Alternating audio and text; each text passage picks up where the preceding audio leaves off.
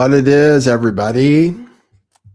Welcome to the show. Sorry I'm a little bit late. I had to wait for the queen to finish speaking to be relevant at all, since she's got everybody tuned in on the YouTubes. Hey, everybody. Welcome to the show. Glad to see there's some debate in the chat. There is a question mark before you start attacking me, either in my comments or in my chat. There is a question mark in my title. We are going to discuss Candace Owens' latest guest, Mitch, and his fundraiser, which just launched today, based on what people have dug up on the internet and what I've looked into myself. So we're just going to talk about it. It's okay to ask questions. So we have questions about it. We're not trying to attack anybody, but we don't want to see people being mindlessly led down a particular path, but we'll talk about it today. Mitch Snow on Candace Owens.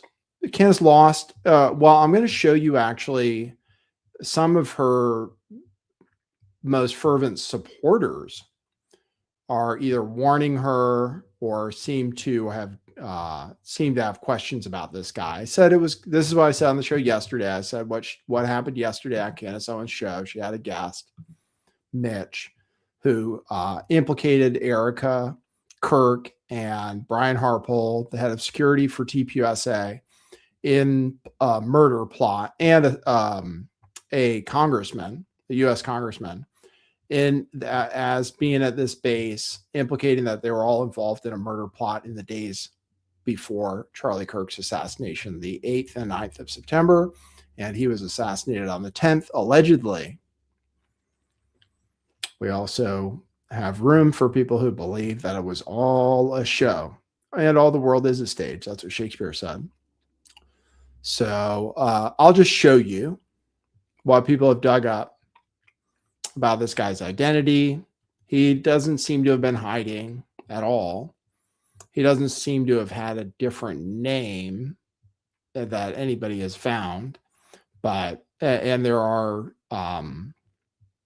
charges, domestic violence charges, a number of them, linked to his name. So I'll show you that. He appeared on another podcast. This is my main concern, is that he's a serial fabricator for attention, basically. That's my main concern. You decide. I know there are strong opinions. I've been looking out there. So I'm going to just show you a little bit from his previous podcast appearance. He appeared on another Truther podcast telling a completely different story. And it was a sob story, basically. Just totally different than the sob story he told on Candace Owens.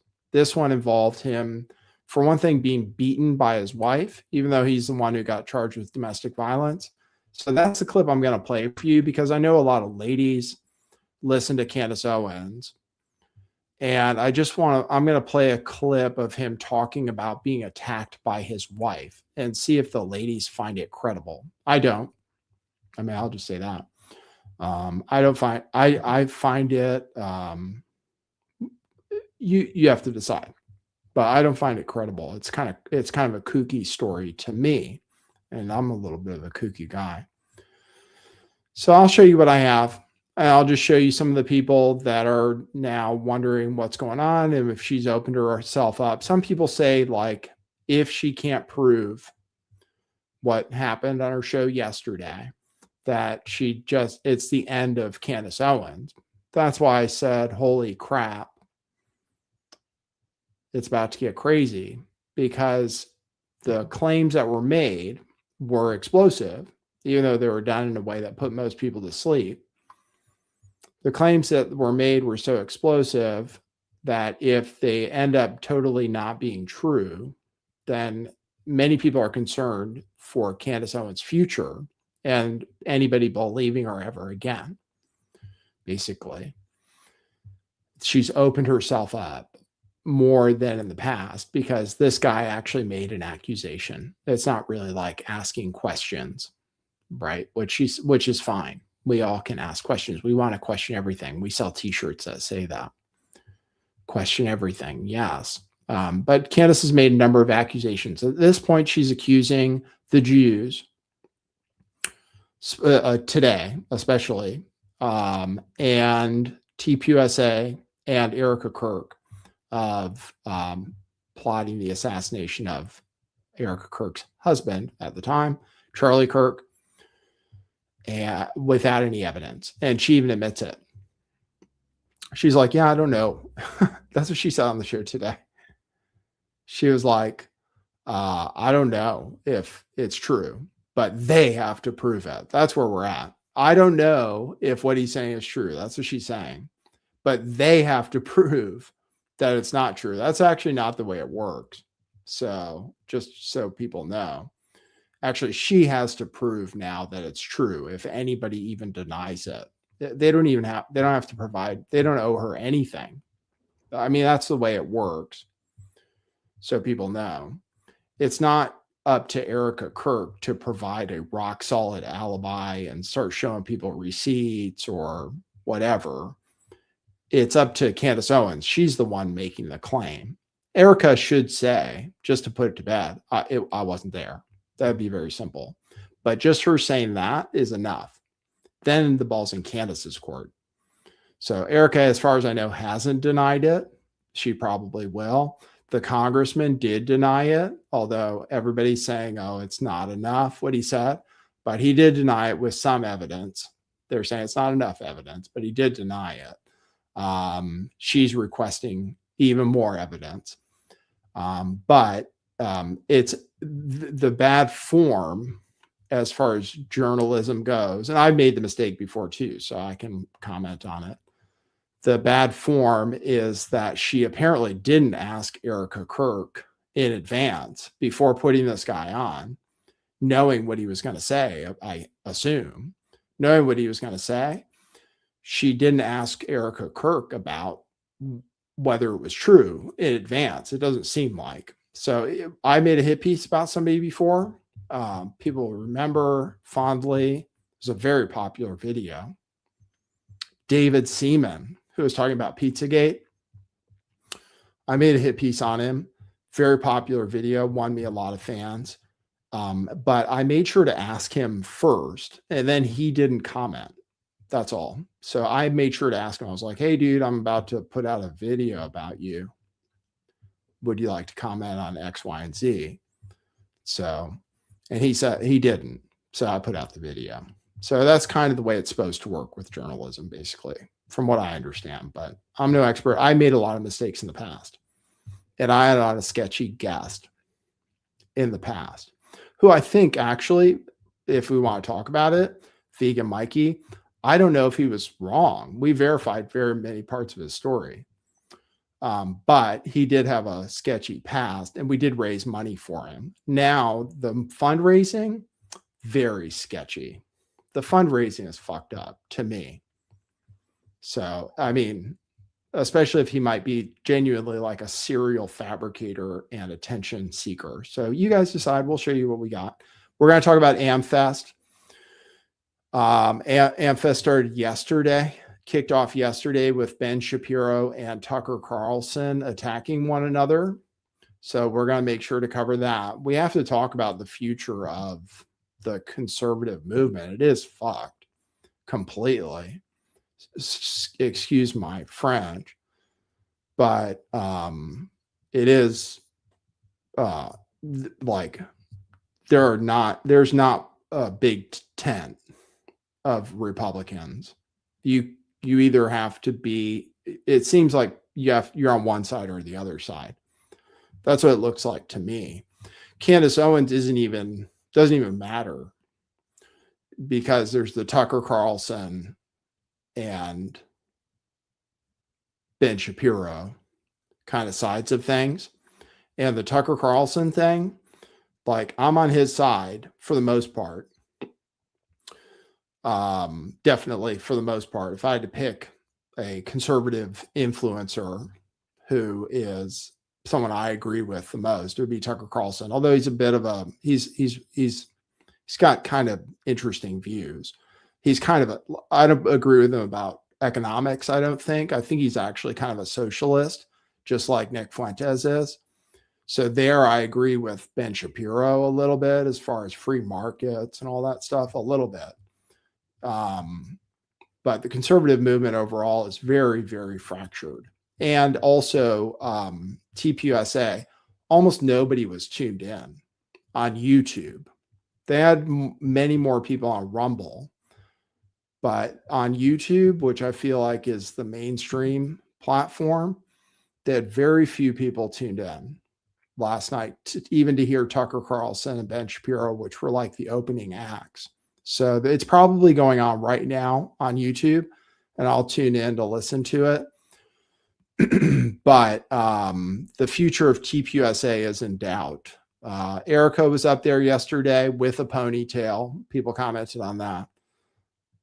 Endorsed JD Vance. So we'll talk about that. We'll talk about whether we like JD Vance or not. It's going to be JD Vance against Ted Cruz, probably. So, and Ben Shapiro will probably endorse Ted Cruz, I'm guessing. So that's going to be the fight, as far as I can see it right now, between the pro-Israel and the not pro-Israel. We'll talk about how Tucker Carlson kind of dog whistles.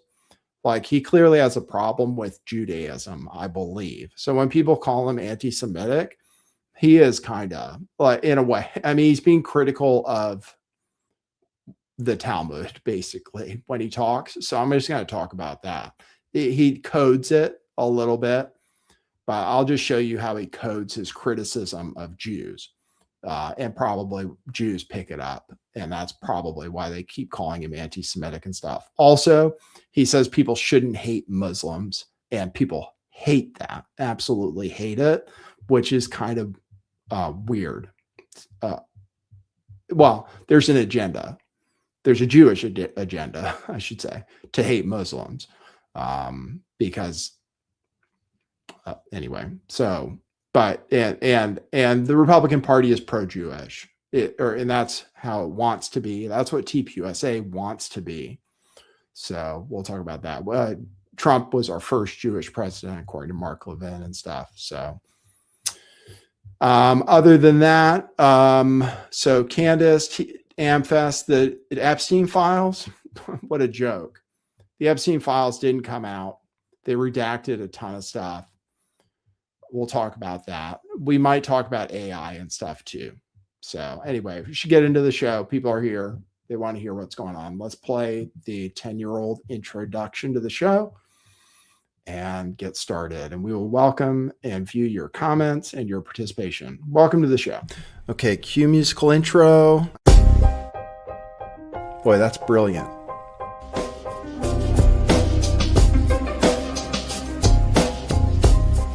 I do think some things in the world are real. Like you guys. You guys are real. Most of you. Most of my listeners, I think, are not just in my head. I think I have the metrics to prove it. You've taken a leap of faith today. What is that sound? And I apologize if you take offense. I'm a little offended myself.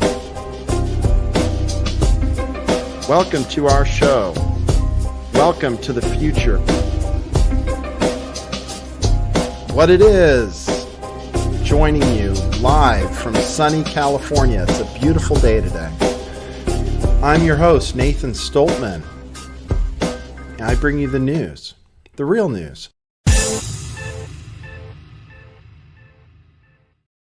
I see, thank you. I see lots of Candace Owens fans in the chat. Oh, let me put up my banner. If you want to support this show, you may. You can go to, we are a harmful channel on YouTube and hope to get ourselves out of that ditch. So you can give us YouTube super chats if you want.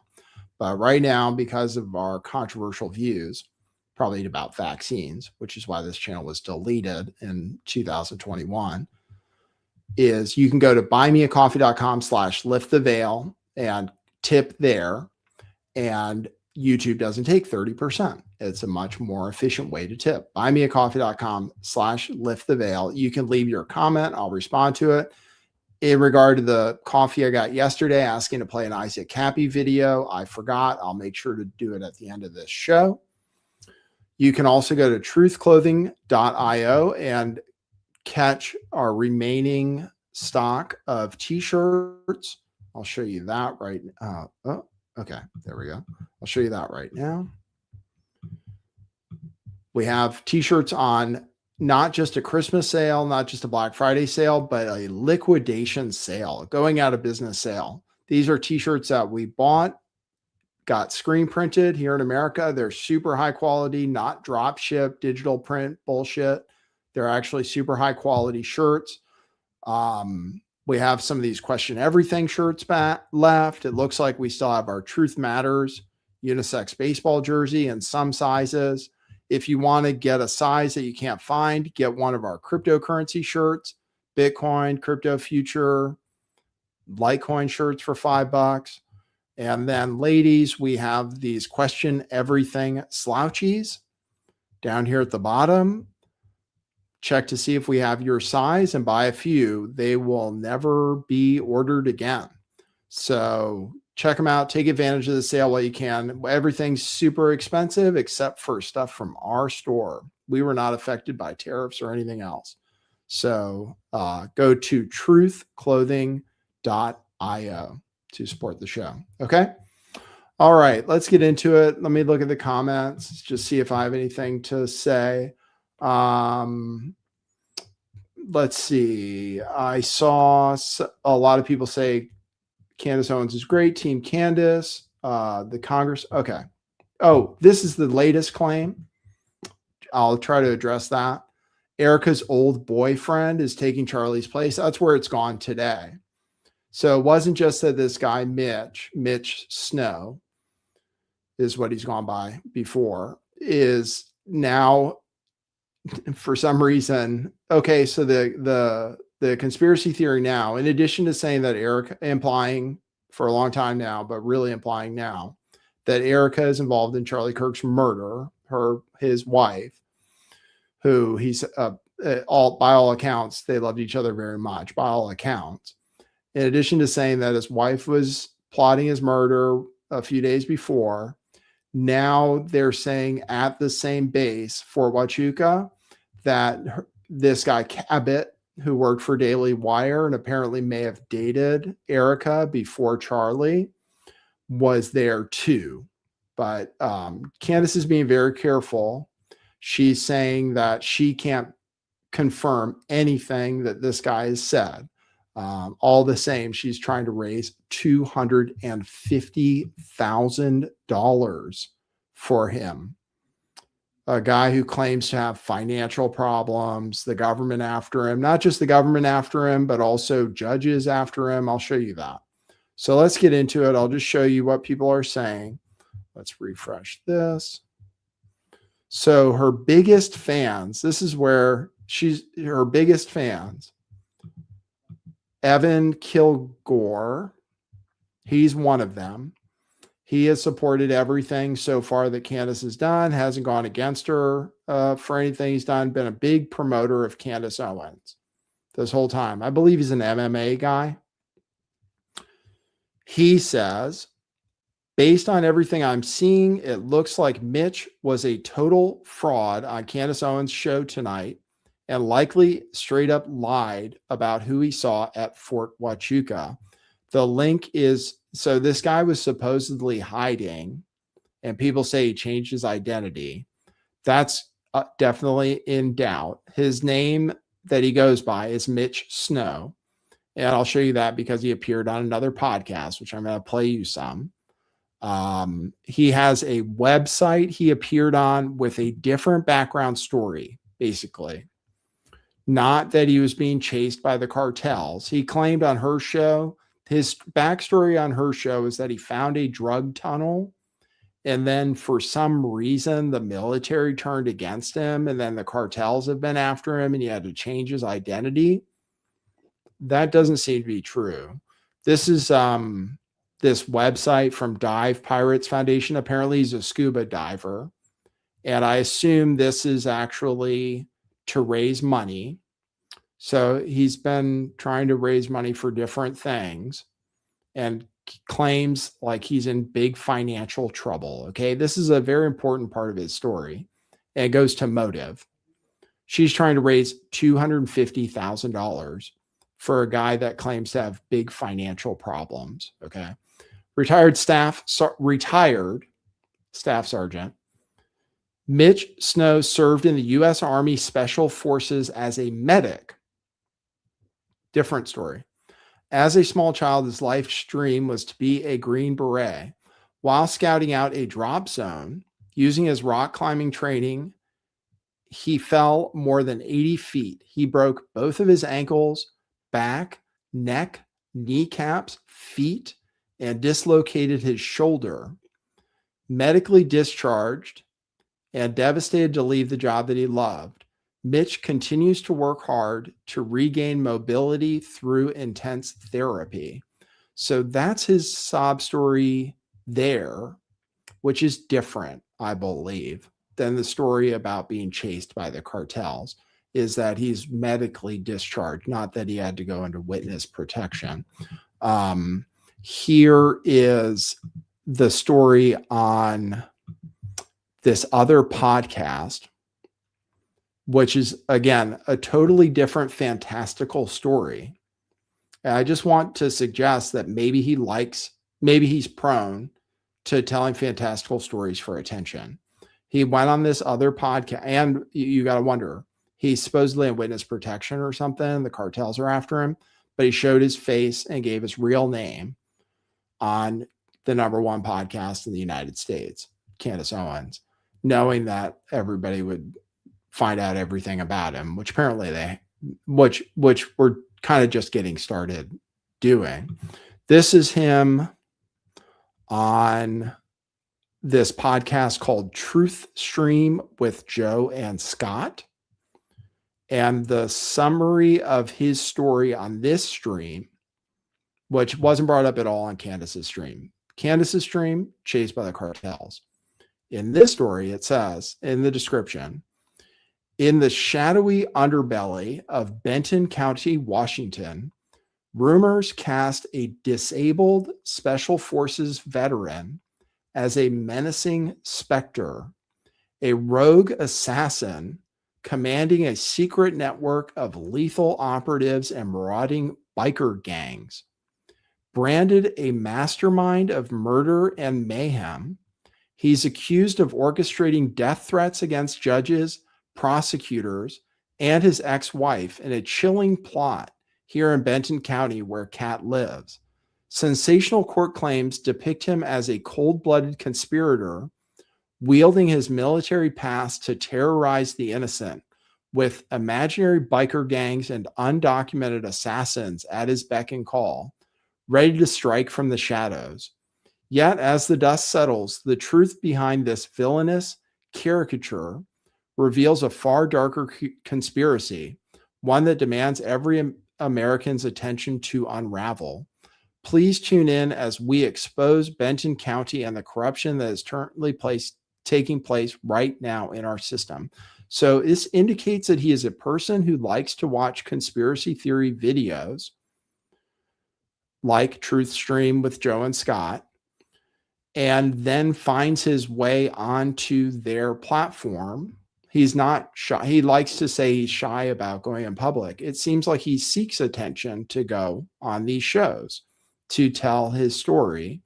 And I'm going to play you the part where he talks about his wife attacking him, and women, and Candace Owens' show, and what I see on Twitter, many of her most fervent supporters are women. You listen to this and just you think about it, and you tell me if you believe it. That's all. I'm going to play you a clip. I mean, I didn't watch all of these. I would have, just didn't have time. But I heard this and I was like, okay. So I'm just going to play you a story about him talking about his wife attacking him and that he got arrested for domestic violence. You just tell me. So, and she lured me in there and attacked me. Okay, hold on. Hit me with a hammer. Let me see. Play. Yeah, she was onto it, making me sick, and distracted me, taking my keys, preventing us from leaving, doing dirty tricks, just keeping us locked up at home for the most part. And eventually, it ended up in a situation where the bank was calling me in about strange transactions, and I was scheduled to go meet them. And she was going through my emails, and she found those messages, knew I was going. And on that morning, she was loading up the vehicle to go for this meeting. She came out and acting real kind. She took my keys, she took my phone, she went back inside and forced me to go back in and find out what was going on. Lures me to the garage that she pre-set up to be like a little prison. She broke the garage doors. Hoarded stuff was stacked against the windows and the other doors. And she lured me in there and attacked me. Hit me with a hammer and break my thumbs, my feet, back of my skull. And I got the hammer from her. What year was this? That was 25 June 2016. So this is how long this has been going on. And just so everyone know, Mitch is still trying to get a divorce. This has been going on almost 10 years. And you're still not divorced. And this is back in 2016. This is crazy. Yeah. So, she did that. And eventually I was hearing my son cry. I was worried about him, having her maul him with the dogs again. And she mauls her child with a dog. He'd been hurt really bad. So when I heard him crying, I used the hammer to go ahead and break the door handle to get back in, to get to my keys, get my son, get my phone. And I called for help. I called for dispatch. And she tried to attack me and pulled on my arm while I was holding the phone, dislocated my arm. Dislocated his arm. That's actually one of the surgeries. I'm still recovering from getting surgeries from it. But I called for help. I called into them. And as I walked outside trying to just get away from her or drag her towards me so she was not, my son doesn't get hurt. I saw there was already cops there. They were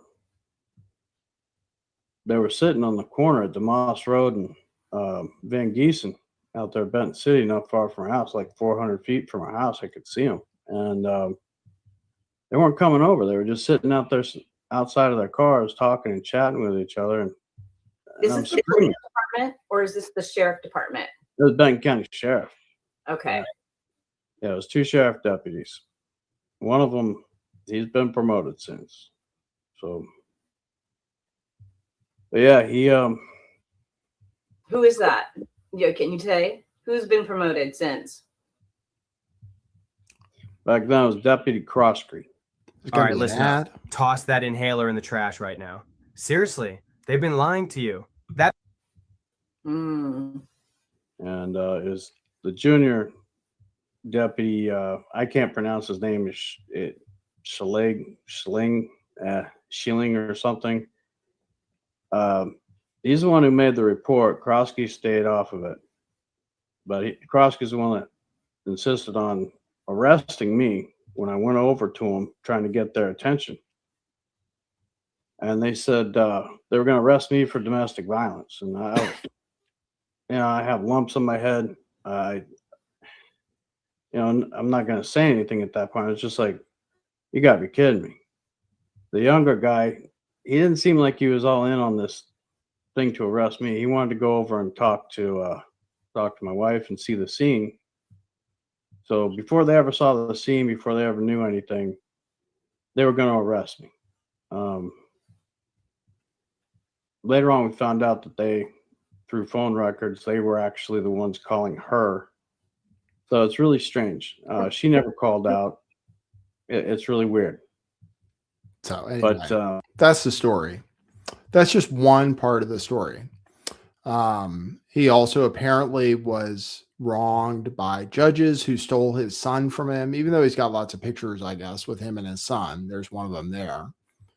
He's trying to get custody of his son back. Well, as far as the domestic violence goes, and he claims they were using domestic violence against him, it's just very rare for women to, well, wouldn't he be able to defend himself being ex-military from a woman, even wielding a hammer? He could just take it away. Women, unless she's, you know, an Olympian or something.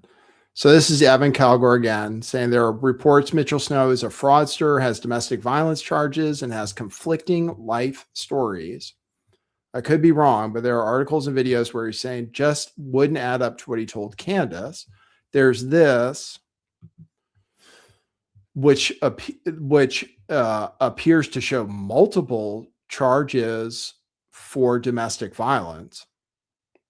Multiple charges. Now, some of them were dismissed, and he claims, some people say there was one charge which was dismissed with prejudice. And if he was falsely accused of domestic violence, that's okay. Like, I understand. This one says relief denied. This one says closed. Criminal charge for habeas corpus. Dismissal here for domestic violence. Closed case here for domestic violence. Closed case here between different women. Lenny Snow, Candace Graysick, Erin Michelle Massey, domestic violence. Candace Graysick again. Gretchen M. Minch Schroeder, personal injury, dismissed. So anyway, that's what people are showing. I can't verify the claims. I haven't looked up the records myself. He also says in the comment, oh, did I close it? Wow, I closed it. That's crazy. He also commented under this video. This is Mitch Snow. Thank you all for reaffirming that there is still good people on this earth. And I don't know if they set up a fundraiser for him too or not. Thank you for all for reaffirming there is still good people on this earth. It has been an isolating journey attempting to clear my name and get justice for my son, not cartels chasing him. I cannot count how many hopeless nights I've spent in agony crying over having failed to protect myself and my son from all this fraud, perjury, and corruption. I'll be the first to tell anyone I am not that big of a deal. I go to church. I pray for all these people. I engage in charities. I want my son with me as I do. I want to take him fishing and to Disneyland. They have stolen me from him and him from me. They have stolen my money, my belongings, my records, my pictures of videos of me and Nate from last 10 years. Then he talks about this judge that claims he was threatened by him. And finally, he closes out, they have not just robbed me and my son, they robbed all of you too. And people are pushing out a hashtag justice for Nate. So he's trying to get custody of his son. That's what they say. But if he has domestic violence charges that were real, then I imagine that would be might be difficult. So anyway, that's what people are saying. I don't know. I can't verify it.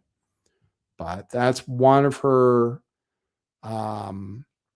main supporters, Evan Kilgore, who says it doesn't look good. We'll show you another. And Candace replied to Evan, who said, "This ain't it. He was factually there. He factually stayed at the hotel he said he did. He factually stumbled upon a meeting in the exact building at the exact time he said. We confirmed Captain Neff was also factually there with the exact brigade he mentioned. So what are you disproving here? Try to debunk the facts of what he said happened on 9/8 and 9/9. or focus on trying to confirm a schedule for Brian Harpole, which I am doing. All that is left to confirm is who was factually at that meeting. Yes, that is all that's left. Everything else he contributed was fully factual. Well, he was there, but that doesn't mean anybody else was there. That's all. You can say factual a lot that you did. He was there, it sounds like. It sounds like she vetted him, right? He was at the Army base.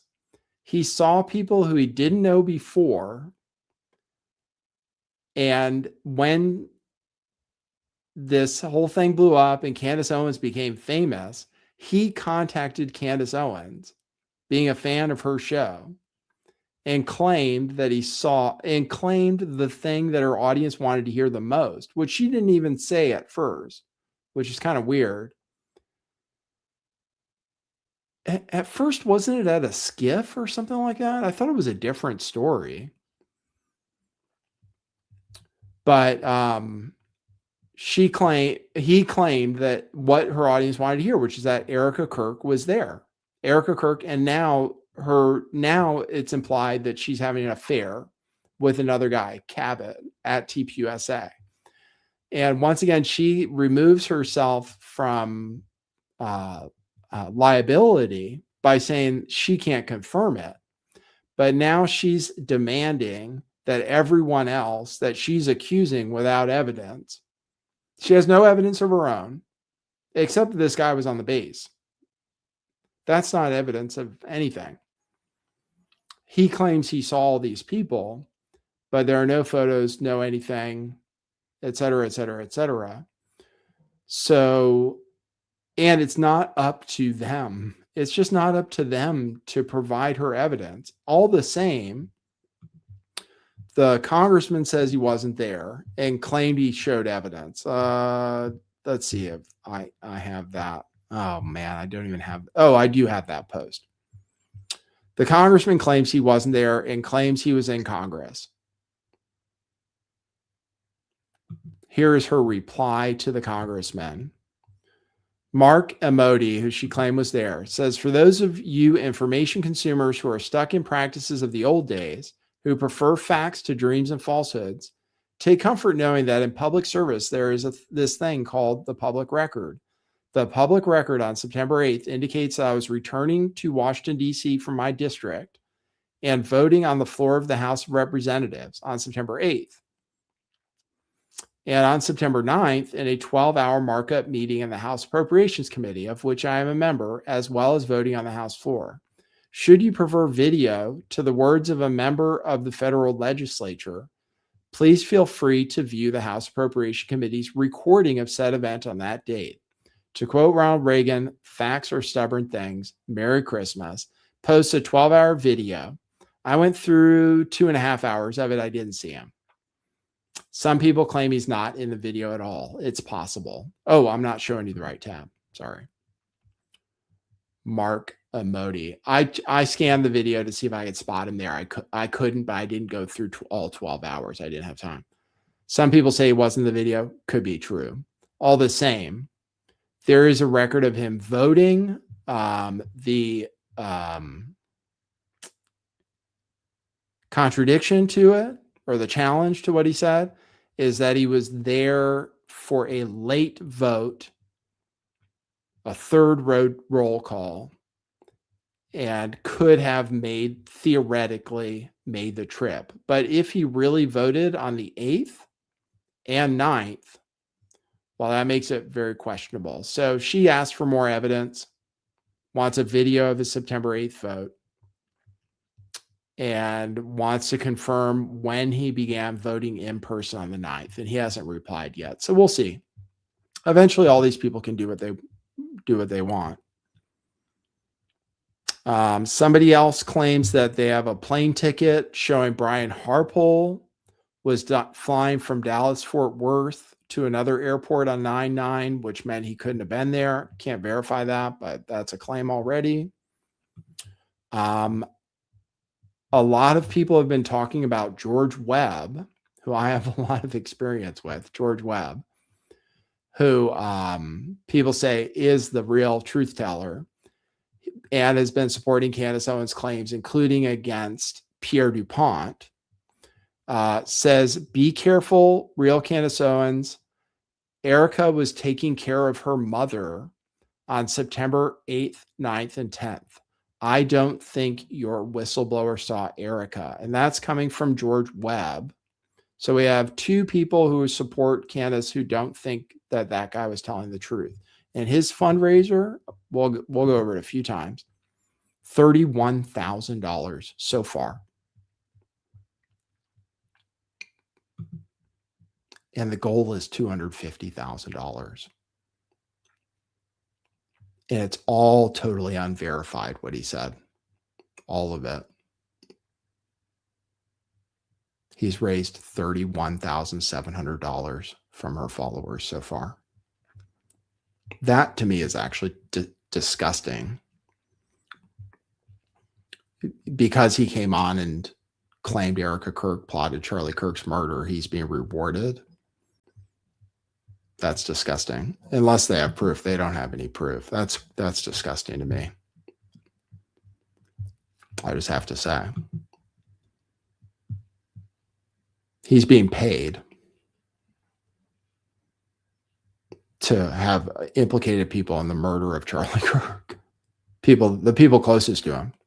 And now trying to imply that Erika's boyfriend, Cabot, was also involved. So anyway, those are my thoughts. I can't disguise that. That's gross to me. But I raised money for a scammer before too, so I can comment on it. I don't know if he was wrong, actually, but he was a drug addict. Claimed the whole world was after him. Vegan Mikey. I suffered the abuse, so I know. Not nearly that much money. But a lot of people got burned by somebody out of my show and he was way, way more credible seeming than the guy and way more engaging than the guy she had on who's like super boring. But anyway, that's the story. Do I need to keep going on about it? I don't think so. That's where we're at. That's where we're at with Candace Owens. You guys have to decide, or you guys or ladies have to decide. A new bright idea said, I think it's refundable. That would be nice. What, are you going to ask for a refund if it turns out that it isn't true? It's up to her to prove it. It's up to her to prove it. And I'll play you one more thing. This is one of her supporters. Saying that if she can't prove it, it's over. So this is what he says. This is kind of the way I think people should feel, is that if she can't prove it, then it's kind of over. Here's his. Candace would not do the episode she did tonight if she didn't know for 100% certain, because it would be suicide for her career, for her podcast. And so she had this guest speaker on, this eyewitness that I guess has been on the run, or there you go. I'll just play that part.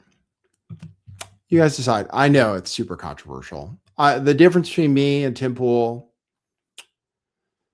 and everybody else is I'm not gonna call, well, a lot of people are saying her followers are stupid, so I'm not gonna do that. Or Nick Fuentes, who says, if you believe Candace Owens, don't listen to my show. We welcome people to listen to Candace Owens. And just trying to give you a different perspective, because it does seem a little culty what's going on over there. Let's see if she proves it.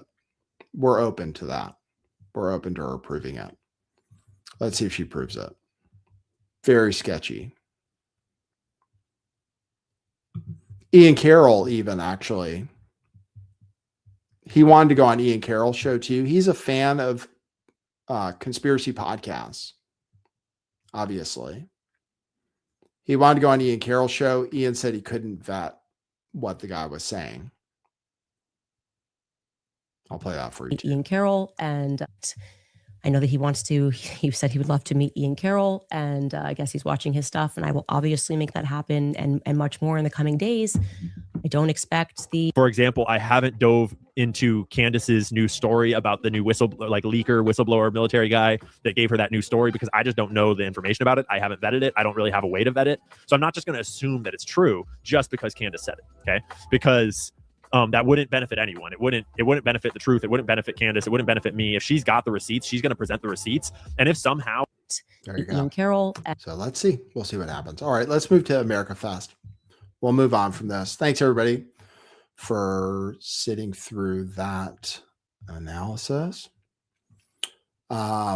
Today's show, her show mostly, was that Ben Shapiro, because he wants her to shut up, it means that Israel was involved. So Israel was also involved because Ben Shapiro wants her to shut up. But Ben Shapiro hasn't liked Candace Owens for a long time, probably because she is not supportive of the state of Israel, and he is. I get that.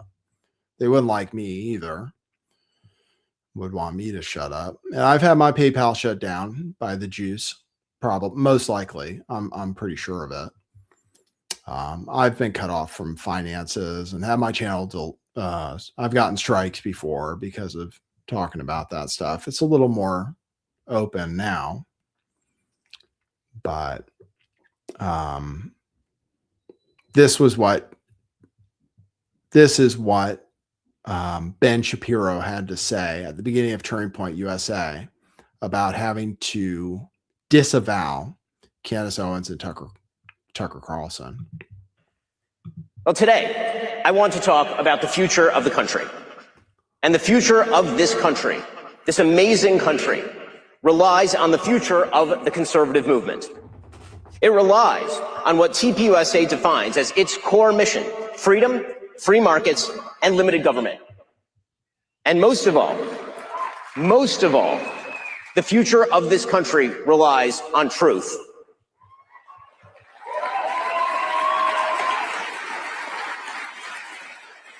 This country relies on truth because victory, true, real, lasting victory, cannot be achieved without truth. Victory without truth is victory for a lie, and that is no victory at all. And unity without truth is no unity. It is merely solidarity in falsehood. The conservative movement is also in danger from charlatans who claim to speak in the name of principle, but actually traffic in conspiracism and dishonesty, who offer nothing but bile and despair, who seek to undermine fundamental principles of conservatism by championing enervation and grievance. These people are frauds, and they are grifters, and they do not deserve your time. And they are something worse than that: a danger to the only movement capable of stopping the left from wrecking the country wholesale. There you go. That is the call for...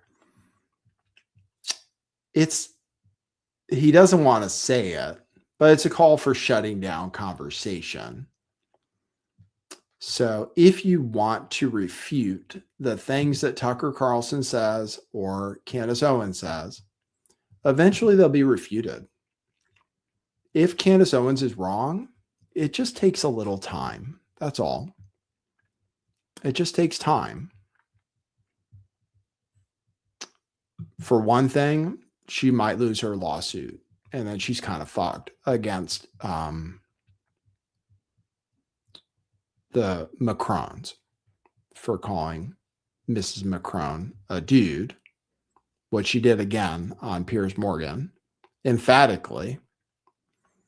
And they were very careful. Apparently, they sent her proof that, and pictures that would prove that Brigitte Macron is actually female.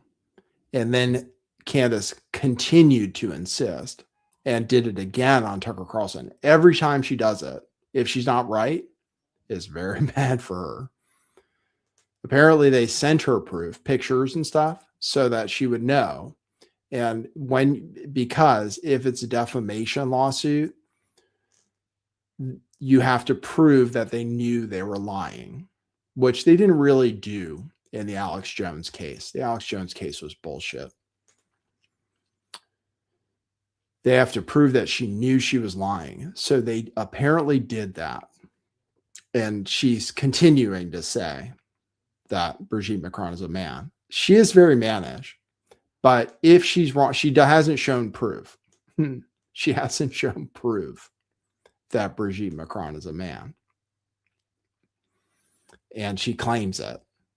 Just like she hasn't shown any proof that TPUSA, Erika Kirk, Egyptian planes, Israel were involved in killing Charlie Kirk. She hasn't shown one single thing that is proof.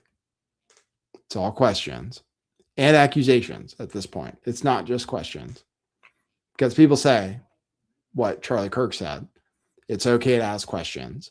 She's not asking questions anymore. She's accusing. She's making accusations. She's not just asking questions. So, which is different, which is what opens you up to lawsuits and stuff too. I don't know if she said anything Erika can sue her over. I don't think she has necessarily. Although she has tried to cause material damage to TPUSA by telling people not to donate and stuff. But if she's wrong, she's fucked. In the court of public opinion and financially, in the case of Brigitte Macron.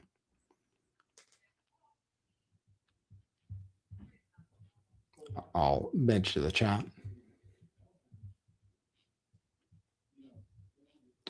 Nathan vastly underestimates and downplays what Candace has done. Let me think about it. What has she done? I frequently say that it was valuable that she pointed out that Charlie was having problems with his allegiance to Israel. That was a valuable thing that she did. Besides that, underestimating what she's done, she's accused Israel of killing Charlie Kirk. She's accused Erika of killing Charlie Kirk. She's accused TPUSA of killing Charlie Kirk without evidence. And she admits that. So I'm not asking her to be denounced. I'm not denouncing her like these other people are. But you could see how that could be pretty damaging if it's not true, especially about Erika, who admittedly opens herself up to being questioned because she's strange. But she's making accusations without evidence. And just brought in a guy who she openly admits she has no idea if he's telling the truth.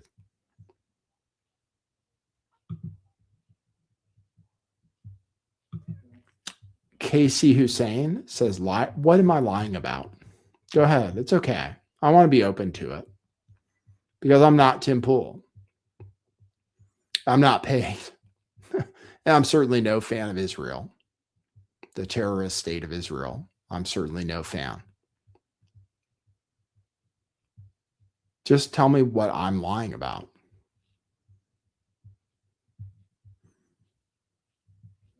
I didn't say there's anything wrong asking questions. She's making accusations. It's a little different. I have a t-shirt that says question everything. People make fun of me.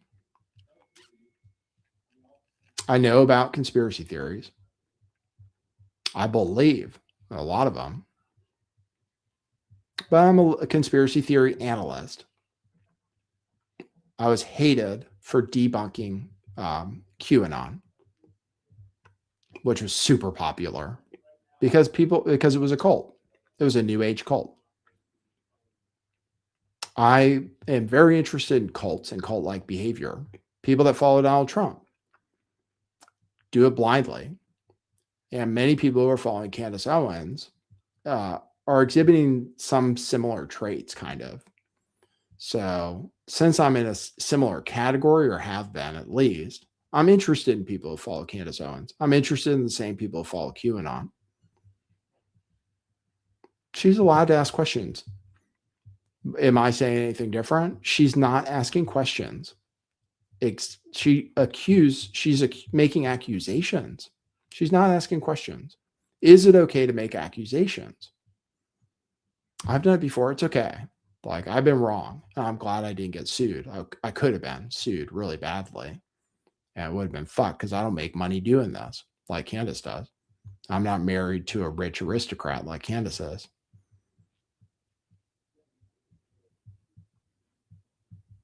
But, oh, cool. Thanks. Ordered my shirts. Hey, thanks. Thank you. You don't need to thank me. They're really nice. You'll really like them. Thank you for that. Appreciate you. Am I one of those 7K people? I don't support Israel. I'm banned from PayPal because of my criticism of that group. I don't make money doing this. I lose money podcasting, but I do it to keep myself like busy. I appreciate people who support me and stuff, but I don't support Israel. I'm very open about that. I would even be more explicit about it if I wasn't worried about like the consequences.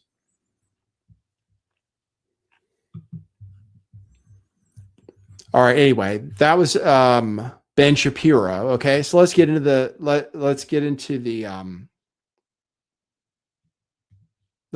thing. I don't need to. I've already said it. I see the back and forth. I'm not going to continue on it because I've already said it.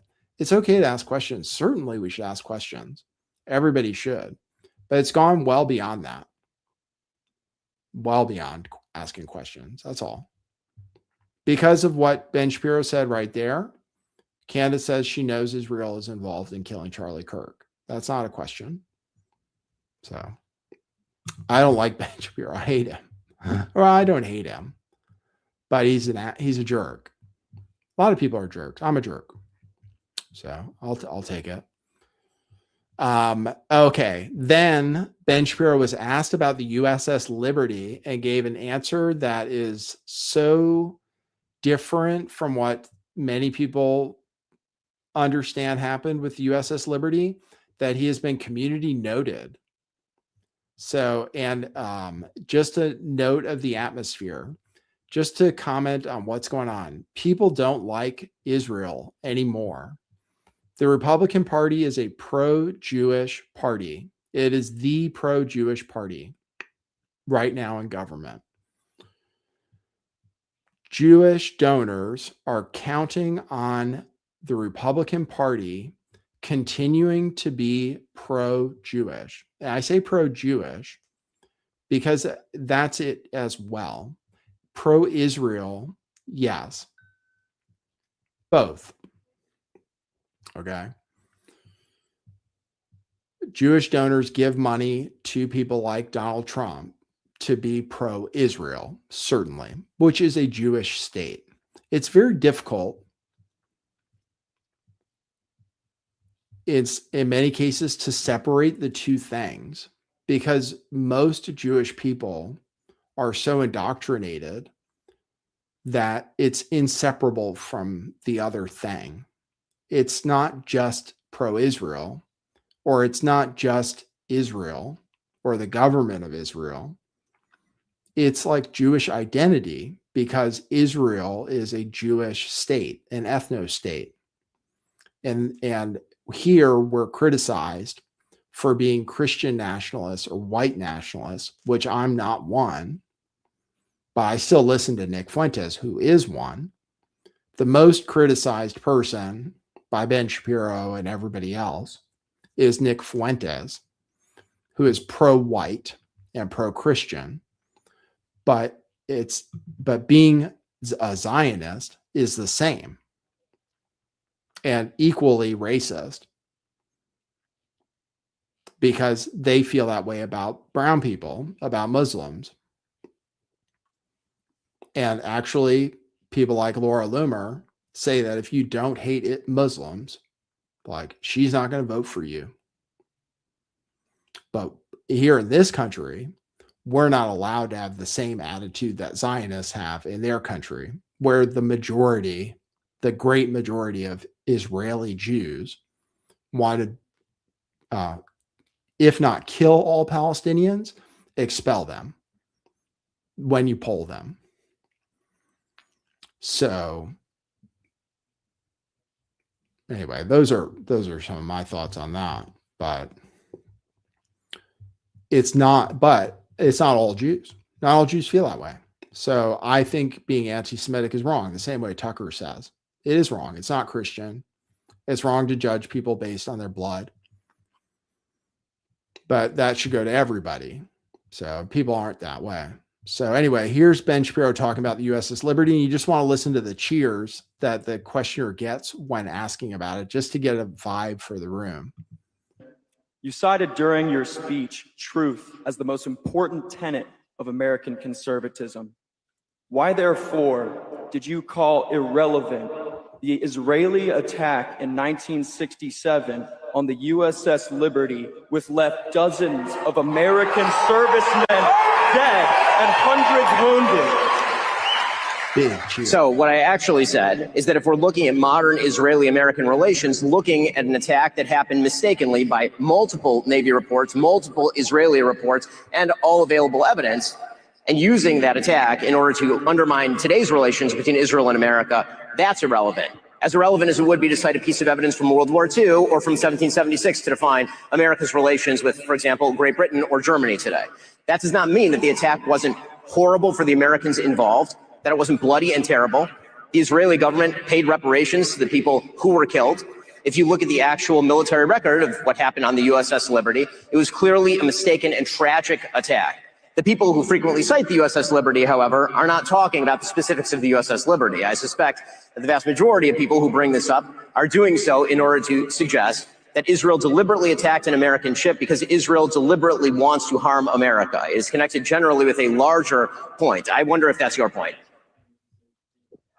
If the truth matters, then the Israeli government must be held accountable for that attack. The American flag was flying on that ship. You do not mistake an American ship for a foreign one when our flag is flying. So, and we can spend the rest of the time talking about the specifics of the U.S. Liberty attack, or you can actually go look at the naval investigations that were done, multiple naval investigations that were done. The reality is that people were flying Mirage planes for the Israeli military at the time. The USS Liberty was sailing in an area where it had essentially gone off-grid. The Israeli military mistook it for an Egyptian ship. They thought it was shelling Al Arish, which happened not to be true. In the initial attack, the American flag was knocked down, and then the attack went on for about 90 minutes. And then as soon, you can hear this, by the way, on the tapes of the Israeli pilots talking to each other, as soon as they realize that it's an American ship, they call off the attack, they speed a ship to try and help the USS Liberty. There have been multiple unfortunate friendly fire incidents between Allied forces, including, for example, in the Gulf War, where U.S. forces were responsible for killing about 9 British troops during the Gulf War. It's an unfortunate reality of war, but you're not answering my question, which is, what is your broader agenda in asking the question? Because I suspect that your question is not limited to your specific ire over an incident that happened in 1967. It's because you're an anti-Semite. That's what he's saying. He's like, it's because you're an anti-Semite. That's what he's saying. Subtext. And then Tucker, and then it's a fight. It's a fight. First speaker, Ben Shapiro, criticizes this kid, is calling him an anti-Semite, low key, or not even low key. His facts, I don't know the facts 100% on USS Liberty, but I've heard a lot of people talk about it, which is that it was very clear that it was an American vessel.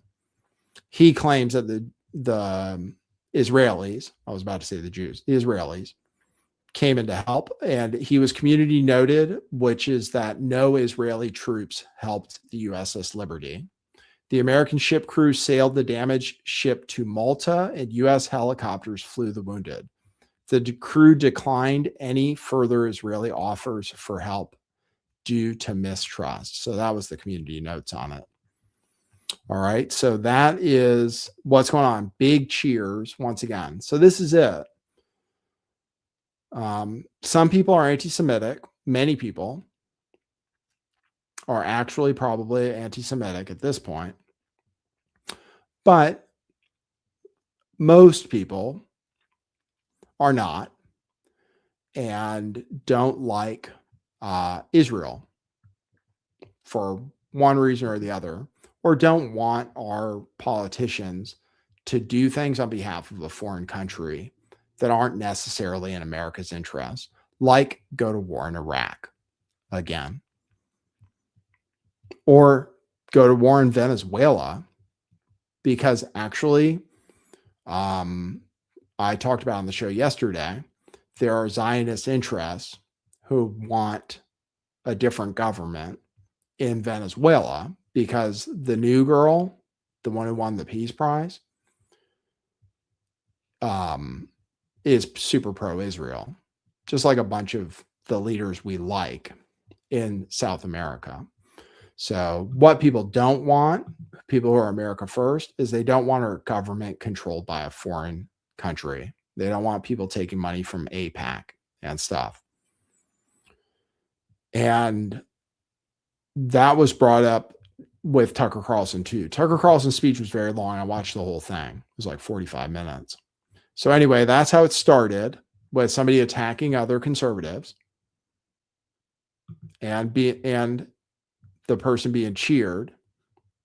Anyway, regarding Candace Owens, once again, this is what she said. Every time Ben speaks, I feel more certain Israel's involved in 9/10. 9/10. Miss, it's just a typo. He's just way too invested in Charlie's murder, which is a funny thing to say, considering how invested she is. He never liked Charlie and he's now suddenly pretending he had a duty to defend his legacy. Ben only cares about Israel's interests. So there you go. So Israel is involved. That's a leap, a little bit of a leap. That's all. And it's not asking a question. That's all. I don't want to keep going on about it, but she is declaring without evidence, but her evidence being that Ben Shapiro hates her for what he thinks is destroying the conservative movement, which a lot of people do.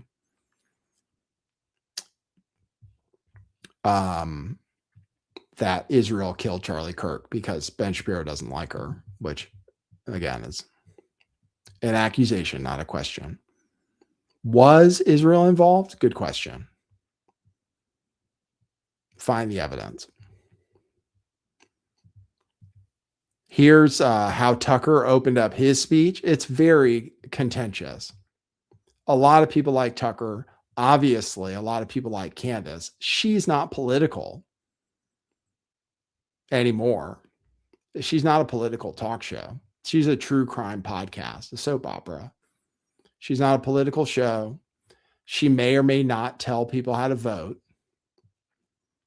To accuse her of destroying the conservative movement is kind of ridiculous, because Donald Trump has done enough to do that with his own actions. There are other Republicans have done enough to do that. Here's how Tucker opened his speech. Going back at, so it's people going on stage at this thing. It's kind of crazy, attacking each other. And when I was watching the chat, people don't like Tucker Carlson. They've succumbed to the brainwashing. I was watching, I believe it was Right Side Broadcasting Network, their coverage of it, of Tucker's speech, and everybody was fighting with each other in the chat. So this is the Republican Party, conservative, whatever. It's just people fighting with each other. Oh, I hate Tucker. I love Tucker. These influencers are influential. That's why they want to stop them. But you can't stop them anymore. Here's how Tucker's speech started.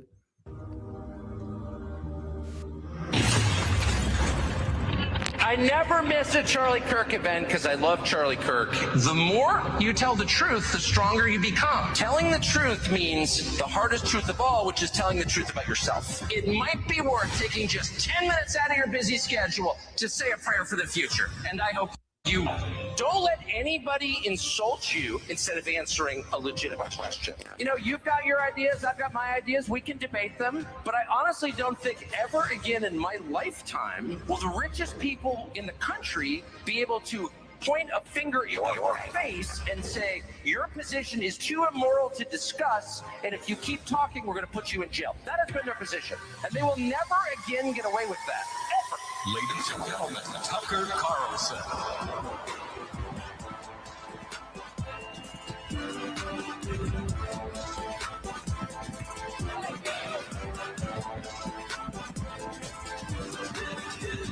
So it opened with the speech you saw a little of little Benny Shapiro. Thank you very much.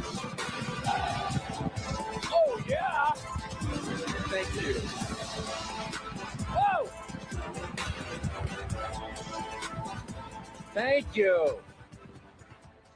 Walking out is always such a trip at these things. I just got here and I feel like I missed the first part of the program. Hope I didn't miss anything meaningful. But I just want to say, I don't think I did. No, I'm just kidding. I watched it. I laughed.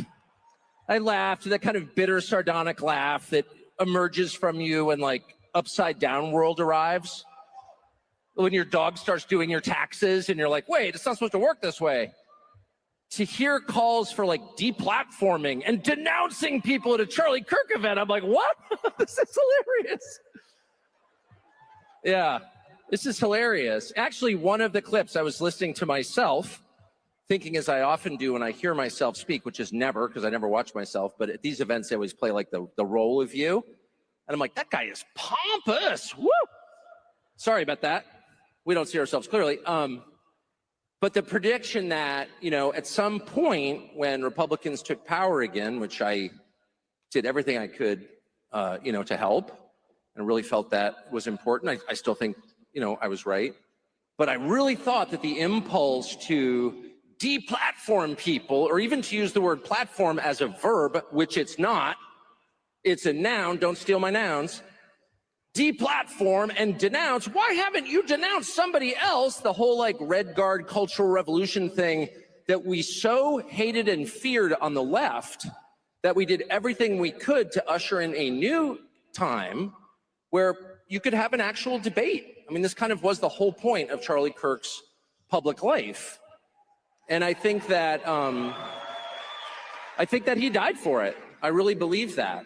And I know a lot about it because the last several months of Charlie's life were devoted in part to arguing about this event. In fact, this speech, in fact, my speech here.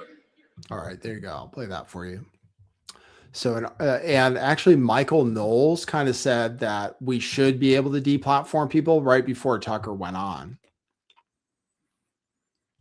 He like misses the days of being able to deplatform people.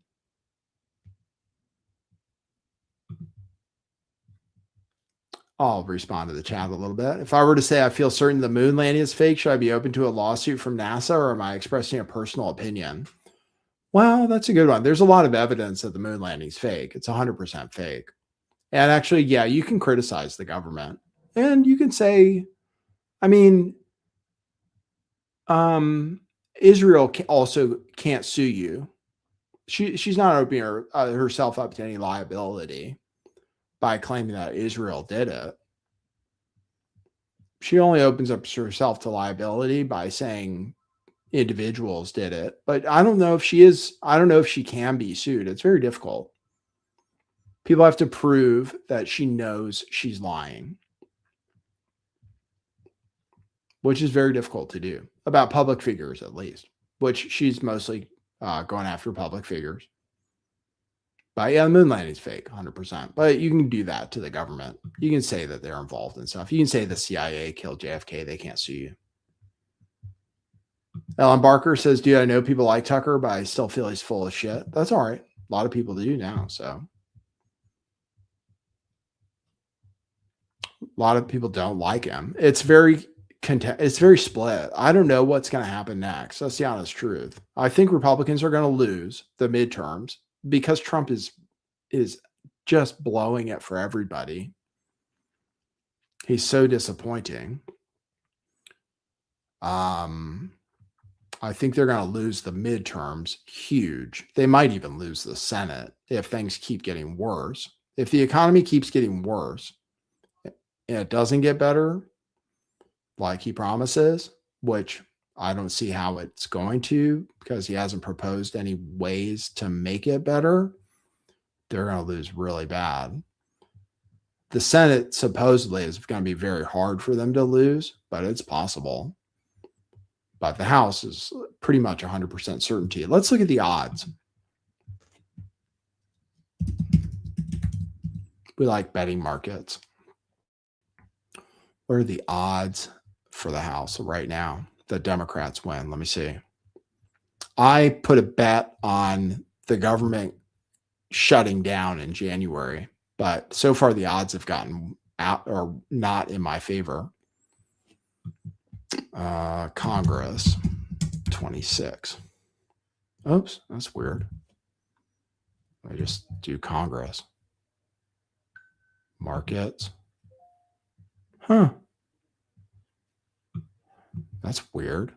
No results found. Hit enter. Congress. House. I'll do House. House. Not profiles. Markets.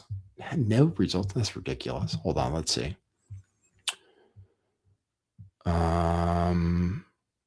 Politics. Democratic nominee. Well, Americans. Well, who will next U.S. presidential winner? Government shutdown. That's what I bet on. Let's see. Which party will win the House? Right now, here's the odds. 74% Democrats. I think that's probably about right. Republicans have a chance because they're getting rid, because they can rig it a lot more if they get rid of the civil rights rules. The ones that say you have to have like black districts, then they can rig it a lot more with their gerrymandering. I say rig. I mean, maybe it's, I don't know. Everybody gerrymanders. But they can gerrymander it a lot more if the Supreme Court does what it looks like they're going to do and strike down that civil rights thing where you have to have like minority districts. So maybe they can win. 74% sounds about right. I would bet on that. Here's what Tucker says that's kind of coded, I believe, about Jews, about the Jewish religion, actually. This is what I think is actually coded about the Jewish religion based on my understanding of it, which is my criticism of the Jewish religion too, is this. Erika, who I just saw backstage, and whom I love, turn it up. Who I can tell you is totally committed to continuing the core principle of Charlie's public life, which is the right of every person to express what he believes. That is rooted in Christian faith. We believe people should be able to say what they think because they have souls. They're human beings created by God. They are not slaves. They are not animals. They are not objects. You cannot tell another human being to shut up, even shut up racist, because you don't own him. He is an independent, autonomous person created by God as an individual. Okay, so that's where that belief comes from. That's where free speech comes from. And there's no accident. This is the only country in the world that protects it because our founding documents were informed, as you just heard so nicely expressed by Michael Knowles, my friend, by people who self-consciously incorporated Christian precepts into their structure of government. Okay, there you go. That, I believe, is his coded language, because he talks about it a lot, talking about Jews, kind of, because according to the Talmud, Tucker Carlson doesn't have a soul, not a real one, and neither does anybody else. And when he says we're not slaves and we're not animals, according to the Talmud, we are, or we will be, slaves. And as of right now, we're the same as animals or cattle. So I do think he is kind of talking about, I do think when he says, oh, we have souls, that he is being critical of Judaism, I believe, because it's true. If that's the thing, you should be able to be critical of Judaism. I played a Jew talking about it on my show the other day. He's like, oh, you want to talk about anti-Semitism? How about anti-Goyism? Because according to our books, we don't think Goys are human, basically. The same. Basically, it's different. So I think that's his way of kind of lobbing that out there, but I could be wrong. But who thinks we don't have souls? That's all. There's only one religion that thinks that way, and it's not Christianity. Christianity is supposed to be, Christianity and Judaism are way different. Judaism is an exclusive religion. Christianity is an inclusive religion, if you notice. Judaism, you need the blood, or you need to go through a very difficult conversion, and they will never accept you. Even though they might take Ivanka, you'll never really be Jewish unless your mom was Jewish by blood. Christianity, anybody can accept Jesus Christ. Anybody, even Muslims, even Black people. Christianity is an inclusive religion, not racist, not supremacist. The furthest thing from a supremacist. Judaism is a supremacist religion, according to the Talmud, in a lot of ways. I don't think all Jews follow the Talmud or even know what it says. So I'm not anti-Semitic. I like Jewish people. Some of them. And I don't think they're bad because they're Jewish. But the religion is kind of open to should be open to criticism, which many Jews are aware of. So that's why you can't be anti-Semitic. And then this is what Tucker said that people are really pissed off about. And maybe people in my chat will be too.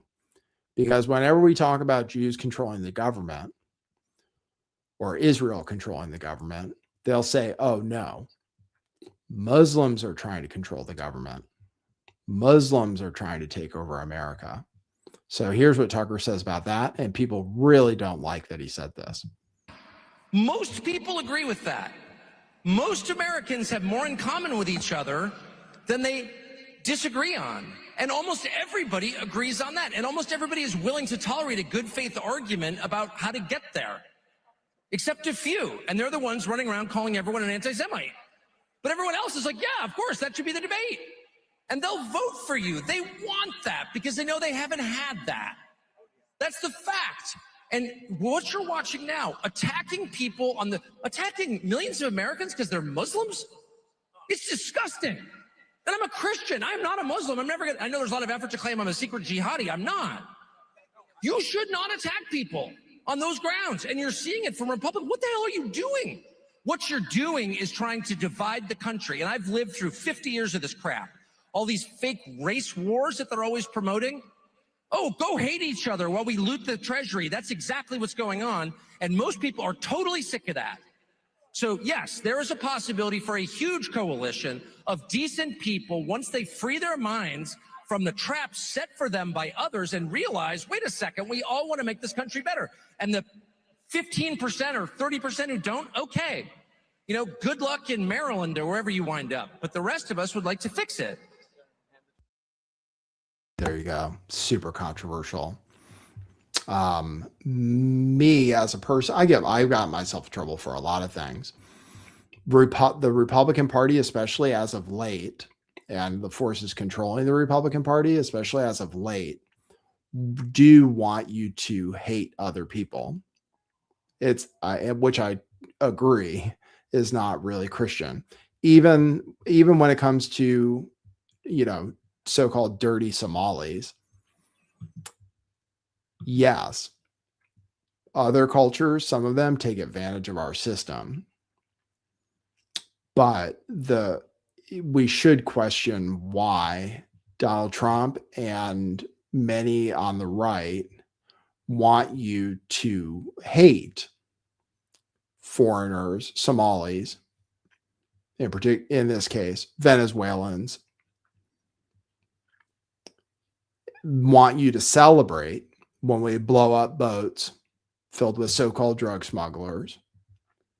Like, what are they feeding to? Like, what are they trying to feed? The basest instincts of people. It's red meat for people's basest instincts, which is to be racist and hateful. Not all Somalis are bad. Obviously, some of them committed fraud. When I was in LA, I was a little skeptical about Armenians committing medical fraud too. I dealt with them in my business. It's true that people from other cultures seek to take advantage of our relatively free system, which was established by white people, white Christians.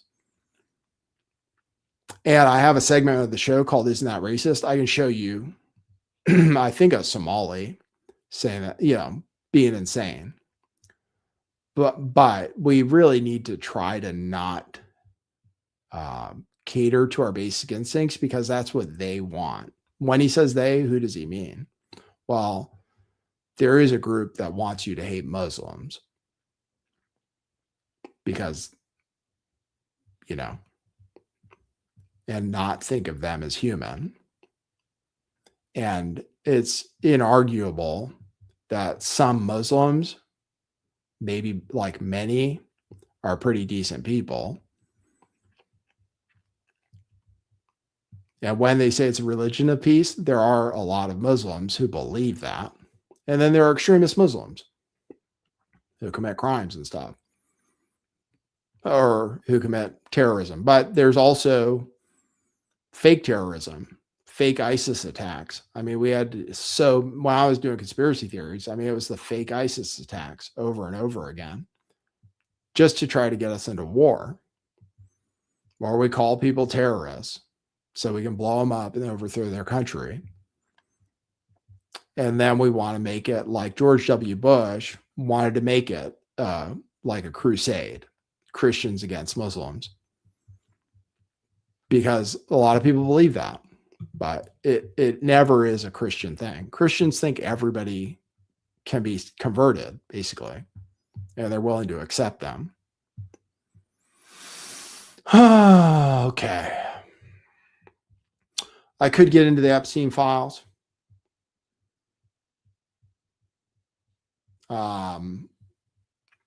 That's true. Sharia law is definitely not something. Gina, you want a wrench? Who do you want to censor, Gina? Why do you want power? Let me ask you.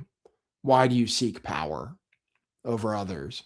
If you answered my questions, then you shall receive a wrench.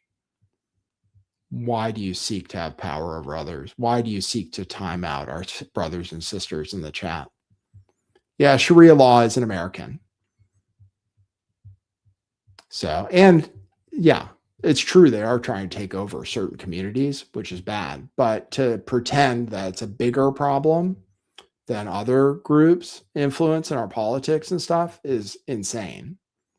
At this time, other countries have much bigger problems with an influx of Muslim immigrants than we have here. We don't have that many here compared to some European countries. And yeah, it's problematic depending on what culture they come from. But it's not because of their religion if they followed it right. I don't think. But female circumcision, yeah, that's not good.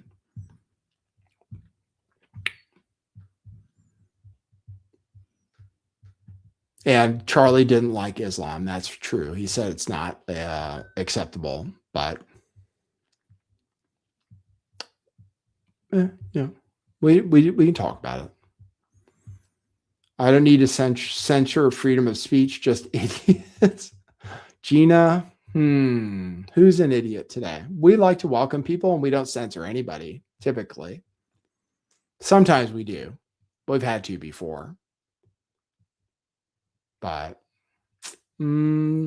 idiots. We're welcoming to people, even idiots. We think some people are idiots, but we don't say it. I'm not that guy. All right, let me just play what Tim Pool says. In regards to the Epstein files, we got nothing today. They said they were going to delay it. They're saying they need to redact things to protect victims. Trump and the Trump administration think the victims are the rich guys. They don't think the victims are the girls. They think the victims are the rich guys who are going to be falsely accused. They're trying to protect victims who might be perpetrators, actually. They think of the perpetrators as the victims, the Trump administration, Trump's friends, etc. Which I can understand the argument for. A lot of people hung out with Jeffrey Epstein who maybe didn't do the sex thing with him. I understand. But still, Steve Bannon was literally trying to rehab Jeffrey Epstein's image. Why was he doing that? Like, what's up with Steve Bannon? And Bill Gates? I mean, that's who we want to protect. That's why we're not releasing the files, in my opinion. It's not about the victims, the girls. We're not women.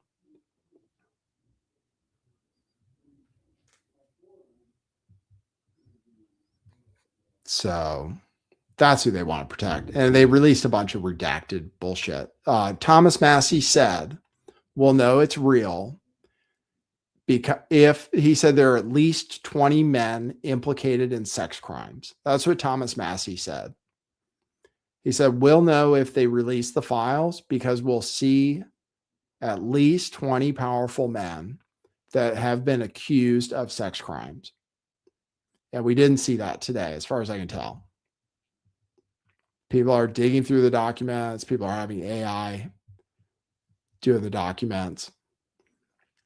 And so far, it hasn't come out. So until that comes out, they haven't released the files. And they've redacted perpetrators, not victims. I'll play Tim Pool, who says he's abandoning. I'll just play Tim Pool because, like it or not, he's influential. He's a converted Democrat who turned into an Israel apologist and Trump sycophant, basically. Republican sycophant, for the most part. He claims he's going to quit. He keeps claiming he's going to quit. I'll just play it. I know he's annoying. But we listen to everybody, so. So Candace Owens is now claiming Ben Shapiro killed Charlie Kirk. And before any one of her conspirators come out and say, well, she never said that, she tweeted, every time Ben speaks, I feel more certain Israel is involved in 9/10Z. He's just way too invested in Charlie's murder. He never liked Charlie, and he's now suddenly pretending he had a duty to defend his legacy. Ben only cares about Israel's interests, so Israel is involved. So Israel is involved. Okay. The implication, the message sent to her followers is that Ben knows Israel was involved in his murder, which means Israel helped facilitate his murder. What does it mean to be involved? And Ben is well aware that they did. The implication, of course, being that Ben is part of the conspiracy to murder Charlie Kirk. I'm not playing these stupid games. Candace knows exactly what she's doing when she talks like she's retarded and says these things with all vague innuendo that can only lead to one conclusion. And that's why, you know, I want to give Megyn Kelly a bit of respect because I do think she is smart and does a good job. But on this one thing, I'm going to criticize you, Megyn. When Ben pointed out that Megyn was implying Erika Kirk killed Charlie or was involved in that, she did. She did. But she plays this game where she's going to come out and go, I never said that. Holy. You know what, guys? I'm going to be honest with you. I am glad that I did not go to AmFest. To see Ben Shapiro and Tucker Carlson going at each other on stage. I'm so over this. Candace, yes, she's an evil person. This has gone beyond psychotic. It is what it is. I like Tucker. Tucker's allowed to have different opinions than me, same as many of these lefties that I know.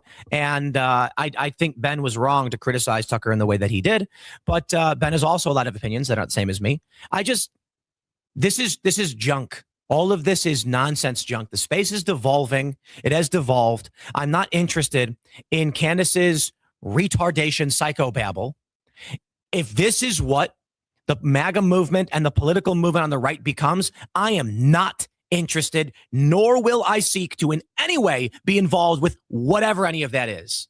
It's bad enough this country is split in half with wacko leftists wanting to give kids sex changes. And now we have Candace, and she doesn't represent the right, I know. But now you've got this weird, we're working on this card game. We're trying to figure out, is she left? Is she right? Is she establishment? It's like, she's something new because she has a bunch of women that are liberals who watch her, but she also has a bunch of weird conspiratard anti-Israel people who are so blind they can't see their own hands in front of their faces, but they live in this world. And I got to be honest, I think it's algorithmically generated in a lot of ways. There's no reason YouTube should be propping up Candace on the front page, whatever. More sane and rational voices do not prevail against Candace feeding red meat to a bunch of retards. So I have no interest in playing games, playing nice, whatever it is. Okay, there you go. All right, that's his opinion. He said he's going to quit. We'll see. Go ahead and quit, Tim. All right, so I'm still stay tuned. We're going to play a video from Isaac Cappy because that was asked for with a coffee from yesterday. I'm not going to cover AI. We're going to keep it a little shorter. We covered the Epstein stuff a little bit. So far there's nothing in it. Just some pictures. I can play you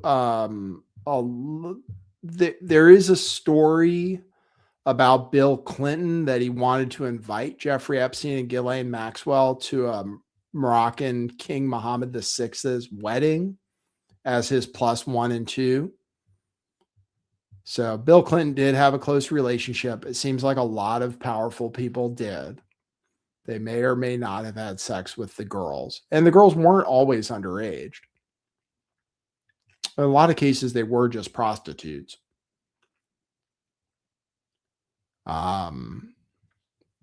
But in a lot of cases, they were coerced, they were trafficked, which is a crime. In a lot of cases, they were abused, which is a crime. And in the cases in which they were underage, it's definitely a crime. Let me check my coffees, and I'll see. Let's go here. Gina, I gave you a wrench. Just try not to time people out. And definitely don't hide anybody forever. You're not allowed to, Gina. You say you can't say I don't like Candace. I just have a hard time understanding her. My brain can't comprehend. Yeah, it's just like George Webb. George Webb is just like that. You can't figure out what the fuck he's talking about. He just drops name after name after name and place after place after place. And like, you have no idea what he's talking about. And people follow him. Candace Owens is a little different. It's not quite George Webb level. But yeah, I follow her every show now. I couldn't before though, because it's not engaging for me.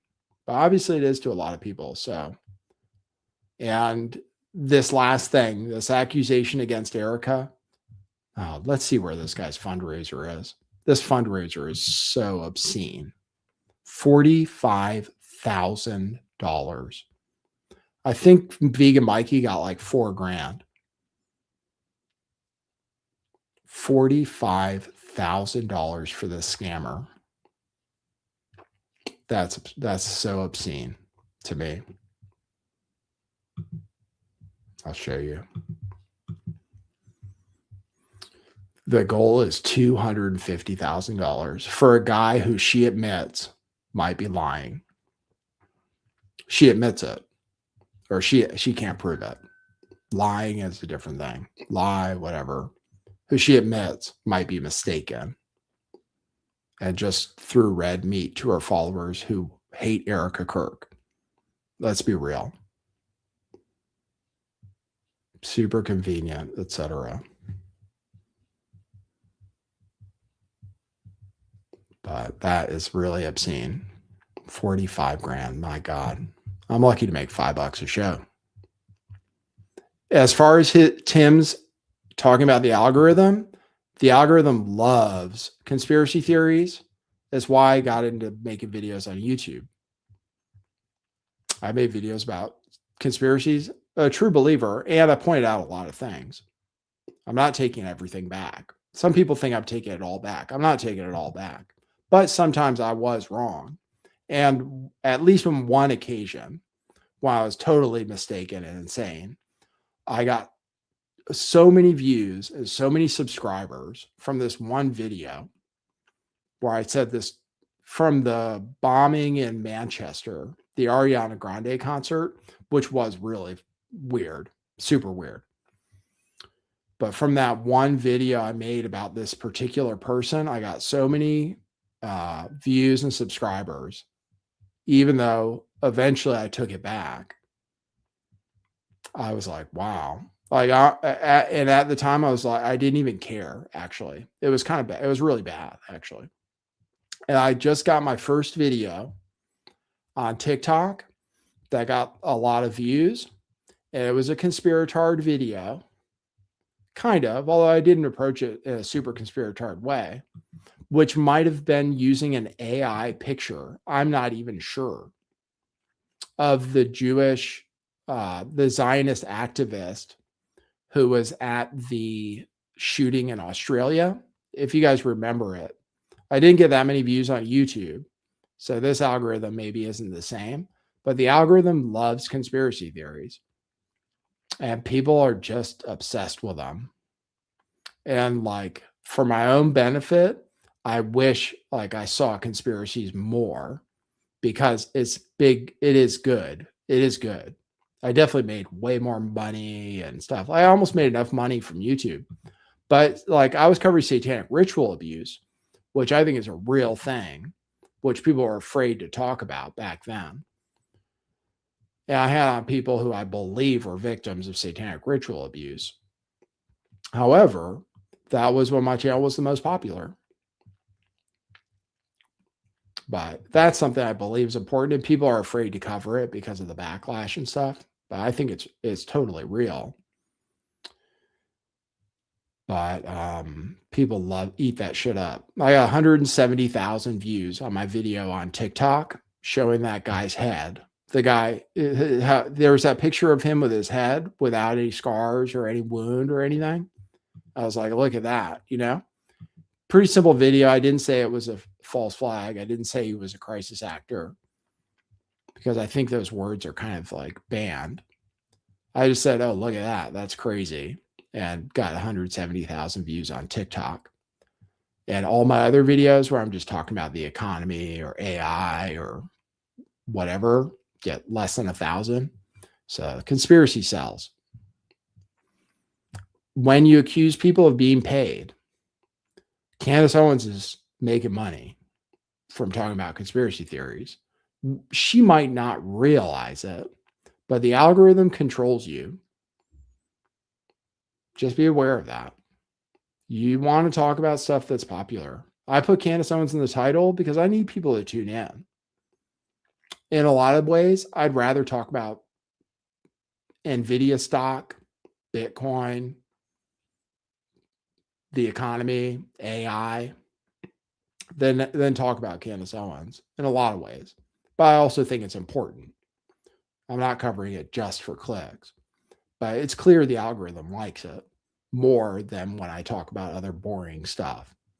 So just be aware, when you accuse other people of being paid to attack Candace Owens and stuff, it's not a lucrative thing. And you can see based on the coffees I get, it's not lucrative. But I got some coffees. Just one. I got one coffee today from Gold Rust. It could have been during the show. It could have been after the show. You can give coffees anytime, unlike Super Chats. Gold Rust said, glad you're back making content. Look forward to listening to you in the future. Listened to you years ago and enjoyed the community. Looking forward to the t-shirts I bought. Great. The Nassim shirt was the best back in the day. Still have it. Keep your chin up. Merry Christmas and Happy New Year. Thank you for that. See? And that's it. That's the benefit I get, which is great. I appreciate that.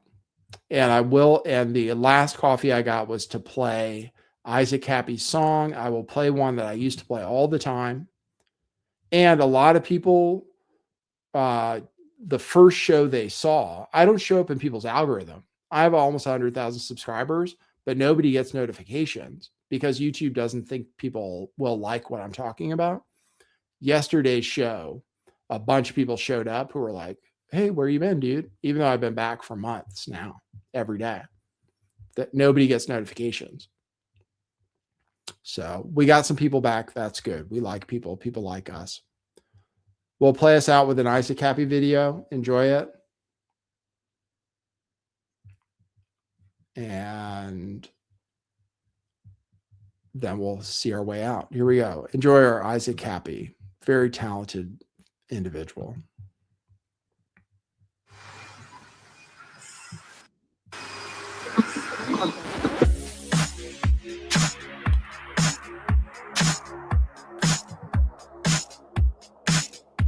She ain't got no selfies on the gram. Oh, so hot, she's got to be discreet. And all these faces around me start to disappear when I catch y'all looking at me. And you can't deny, no, you can't deny our cosmic energy. The room is on fire. Room is on fire. An explosion when we meet. Let's touch a burning. Is you asking love? 'Cause girl, I wanna burn. Hey, let's touch a burning. The way your body looks, I wanna be your burning. Her body's so intoxicating, baby. I can't help but move your feet. Do you need a form of invitation? Baby, just set yourself free. No, you can't deny. No, you can't deny our cosmic energy. I feel so alive. Damn, I feel alive. I hope they don't limit my video from playing this.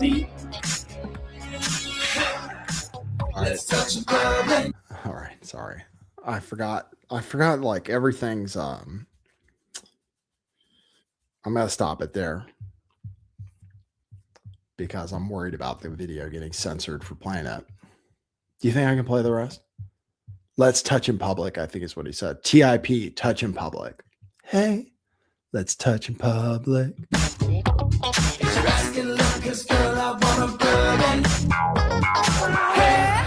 Let's touch in public. Your body looks, I wanna be your burden. Hey, let's touch your burden. Between this got me hooked, so come on, turn. Hey, let's touch your burden. It's all work and be loving.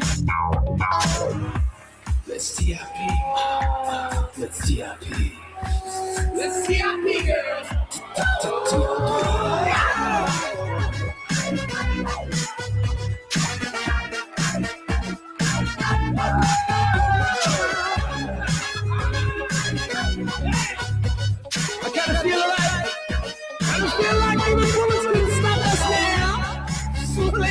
distance between you and me. I need your assistance. I'm going out of my mind. I need you. Let's touch a public. Interested love this girl, I wanna burn. Hey, let's touch a public. The way your body looks, I wanna be your loving. Hey, let's touch a public. The chain is got me hooked, so come on, tugging. Hey, let's touch a public. This is our world and we love it. Hey, let's touch a public. There you go. If they demonetize me, that's fine. I think that's the worst they'll do. I'm already demonetized. So that's from Charles McMansion, one of Cappy's groups. He had another group too. TIP, Touch in Public. All right, cool. All right, people. Thanks for tuning in. We'll see you. Well, it's almost the holiday. So as far as holiday schedules, for most people, this is their last day. I think Monday I have plans. I have to dog sit next week. But I will bring some of my equipment with me, and there will be a computer. So I may still be live next week. It might look different, but I might still be live next week. So I might be live tomorrow. Sometimes I am on Saturday. So I might be live tomorrow. It would be around this time. Sunday, I'm almost always off. I think I might go see my dad on Sunday.